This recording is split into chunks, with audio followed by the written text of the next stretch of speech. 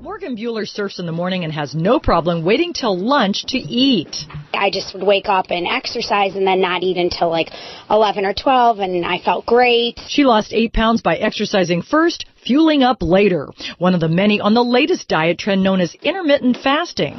I eat dinner probably like 7 or 8. And then normally go like 16 hours before my next meal. Bueller didn't know it, but she was trying the 8-hour diet that proposes eating what you want for 8 hours, then fasting for 16, even skipping breakfast. You know, this is brand new science. This is a plan that basically says you can eat all your calories in your day, but you're going to start eating in 8-hour windows, even just 3 days a week. So it could be 11 to 7, 9 to 5. But it's controversial, and it goes against some of the things we're about to talk about. Go against what we've been taught for years. And the claims are pretty dramatic. You say if you follow this diet, you'll look younger, you'll feel younger, and you'll dramatically reduce your risk for getting some of the major diseases of our time. Right, and the problem is that we're sleeping less than ever, we're working more than ever, and we're eating throughout the day. We're grazing all day long. We are not giving our bodies a chance to process all of the food that we're taking in and all the toxins, and by feasting for 8 hours and fasting 16 for hours 16, of famine, and even just 3 days a week, you're going to reset your body and get on that path. I lost 7 pounds in 10 days when I adopted the plan. And you say, by the way, people could lose 20 pounds in 6 weeks. All right, let's start. Every day what I do is I eat for 8 hours and I fast for 16.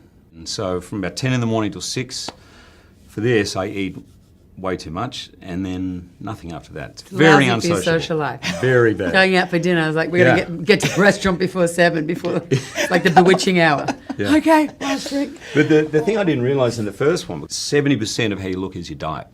So I thought it was all about weights and lifting and the gym. And yes, you have to train hard, but that's not nearly as important as the diet.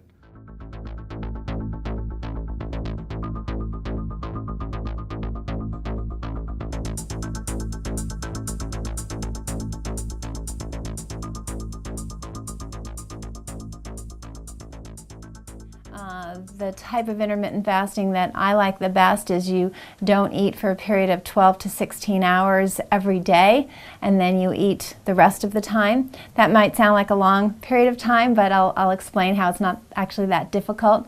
But the benefits are really vast. Giving the body that break from eating decreases insulin levels. Insulin is something we have a tremendous problem with in this country.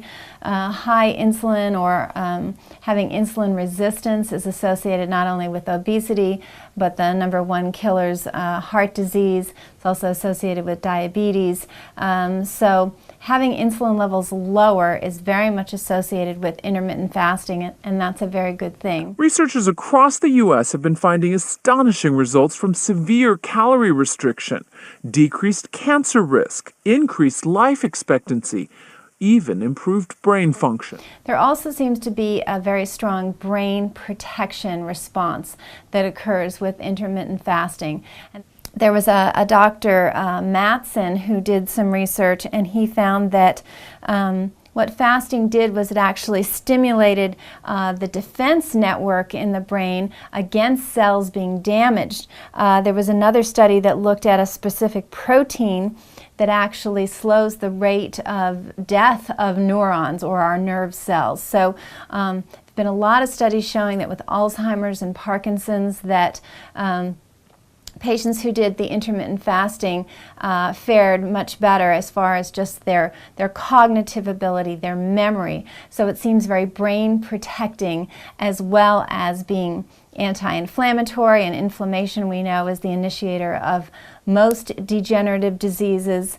It increases our immune function, it lowers cholesterol and triglycerides. So overall, there's a lot of positive.